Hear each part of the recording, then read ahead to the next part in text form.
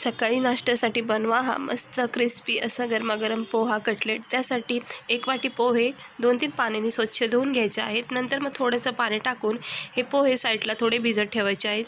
त्यानंतर एका वाटीमध्ये एका मिक्सरच्या भांड्यामध्ये ब्रेडचा चुरा करून घ्यायचा आहे। एका वाटीमध्ये 1 चमचा कॉर्नफ्लॉवर टाकून त्याचा घोळ बनवून ठेवून द्यायचा आहे। मग हे भिजवलेले पोहे थोडेसे मॅश करून घ्यायचं। 2 चमचे तांदळाचं पीठ, चवीनुसार मीठ, चाट मसाला, कोथिंबीर, बारीक चिरलेला कांदा, लाल तिखट, गरम मसाला, धना पावडर हे सगळं टाकून याला एकजीव करून घ्यायचे। मग याची छोटे असे बाउल बनवायचे आहेत।